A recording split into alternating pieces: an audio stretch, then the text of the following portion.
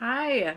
So today is, we're going to be reading for day 70, Saturday, August 19th, 2017, and we are going to read Leviticus 13 and Matthew 24. So, let's get started. That's it. We're just going to go right into it. Leviticus 13 is long and there's a lot in it, but it's good. Heavenly Father, we just thank you so much for this time that we get to read tonight. And I just pray as we're reading Leviticus, God, that you would just help us to just soak it all in, comprehend it, and understand just what these people had to do to just sacrifice to you, God. And we just thank you so much for your Son, Jesus, who is the final lamb sacrifice. In your heavenly name, amen. Okay, Leviticus 13. The Lord said to Moses and Aaron, "When anyone has a swelling or a rash or a shiny spot on their skin that may be a defiling skin disease, they must be brought to Aaron the priest or to one of his sons who is a priest. The priest is to examine the sore on the skin, and if the hair in the sore has turned white and the sore appears to be more than skin deep, it is a defiling skin disease. When the priest examines that person, he shall pronounce them ceremonially unclean. If the shiny spot on the skin is white but does not appear to be more than skin deep, and the hair in it has not turned white, the priest is to isolate the affected person for 7 days. On the 7th day, the priest is to examine them, and if he sees that the sore is unchanged and has not spread on the skin, he is to isolate them for another 7 days. On the 7th day, the priest is to examine them again, and if the sore has faded and has not spread in the skin, the priest shall pronounce them clean. It is only a rash. They must wash their clothes and they will be clean. But if the rash does spread in their skin after they have shown themselves to the priest to be pronounced clean, they must appear before the priest again. The priest is to examine that person, and if the rash has spread in the skin, he shall pronounce them unclean. It is a defiling skin disease.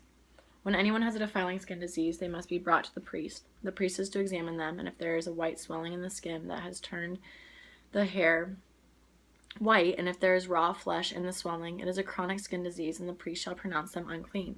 He is not to isolate them, because they are already unclean. If the disease breaks out all over their skin, and so far as the priest can see it covers all the skin of the affected person from head to foot, the priest is to examine them, and if the disease has covered their whole body, he shall pronounce them clean. Since it has all turned white, they are clean, but whenever raw flesh appears on them, they will be unclean. When the priest sees the raw flesh, he shall pronounce them unclean. The raw flesh is unclean. They have defiling disease. If the raw flesh changes and turns white, they must go to the priest. The priest is to examine them, and if the sores have turned white, the priest shall pronounce the affected person clean. Then they will be clean. When someone has a boil on their skin and it heals, and in the place where the boil was a white swelling or reddish white spot appears, they must present themselves to the priest. The priest is to examine it, and if it appears to be more than skin deep and their hair in it has turned white, the priest shall pronounce that person unclean. It is a defiling skin disease that has broken out where the boil was. But if, when the priest examines it, there is no white hair in it, and it is not more than skin deep and has faded, then the priest is to isolate them for 7 days. If it is spreading in the skin, the priest shall pronounce them unclean. It is a defiling disease. But if the spot is unchanged and has not spread, it is only a scar from the boil, and the priest shall pronounce them clean. When someone has a burn on their skin and a reddish white or white spot appears in the raw flesh of the burn, the priest is to examine the spot, and if the hair in it has turned white and it appears to be more than skin deep, it is a defiling disease that has broken out in the burn. The priest shall pronounce them unclean. It is a defiling skin disease. But if the priest examines it and there is no white hair in the spot, and if it is not more than skin deep and has faded, then the priest is to isolate them for 7 days. On the 7th day, the priest is to examine that person, and if it is spreading in the skin, the priest shall pronounce them unclean. It is a defiling skin disease. If, however, the spot is unchanged and has not spread in the skin but has faded, it is a swelling from the burn, and the priest shall pronounce them clean. It is only a scar from the burn. If a man or woman has a sore on their head or chin, the priest is to examine the sore, and if it appears to be more than skin deep, and the hair in it is yellow and thin, the priest shall pronounce them unclean. It is a defiling skin disease on the head or chin.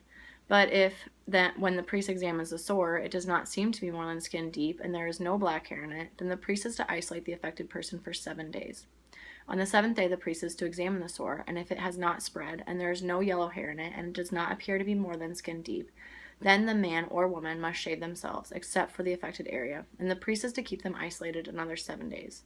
On the 7th day, the priest is to examine the sore, and if it has not spread in the skin and appears to be more than skin deep, the priest shall pronounce them clean. They must wash their clothes, and they will be clean. But if the sore is spread in the skin after they are pronounced clean, the priest is to examine them, and if he finds that the sore is spread in the skin, he does not need to look for yellow hair. They are unclean. If, however, the sore is unchanged so far as the priest can see, and if black hair has grown in it, the affected person is healed. They are clean, and the priest shall pronounce them clean.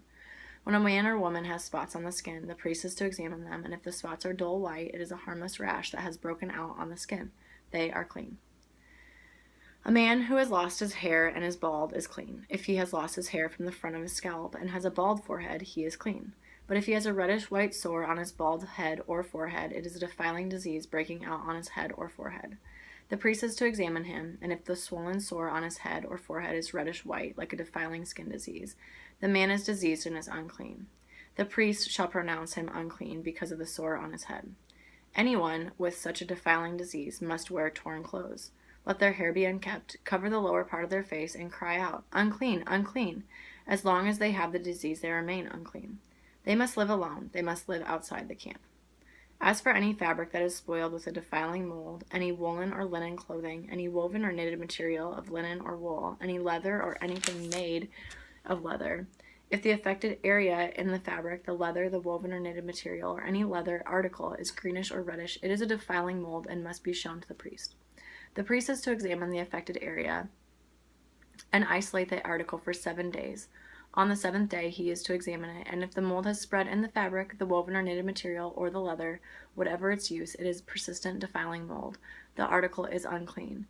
He must burn the fabric, the woven or knitted material of wool or linen, or any leather article that has been spoiled because of the defiling mold is persistent, the article must be burned. But if, when the priest examines it, the mold has not spread in the fabric, the woven or knitted material, or the leather article, he shall order that the spoiled article be washed. Then he is to isolate it for another 7 days. After the article has been washed, the priest is to examine it again, and if the mold has not changed its appearance, even though it has not spread, it is unclean. Burn it, no matter which side of the fabric has been spoiled. If, when the priest examines it, the mold has faded after the article has been washed, he is to tear the spoiled part out of the fabric, the leather, or the woven or knitted material. But if it reappears in the fabric, in the woven or knitted material, or in the leather article, it is a spreading mold. Whatever has the mold must be burned. Any fabric, woven or knitted, a spreading mold, or woven or knitted material, or any leather article that has been washed and is rid of the mold must be washed again, then it will be clean. These are the regulations concerning defiling molds in woolen or linen clothing, woven or knitted material, or any leather article for pronouncing them clean or unclean. So that's Leviticus 13. And now we will read Matthew 24.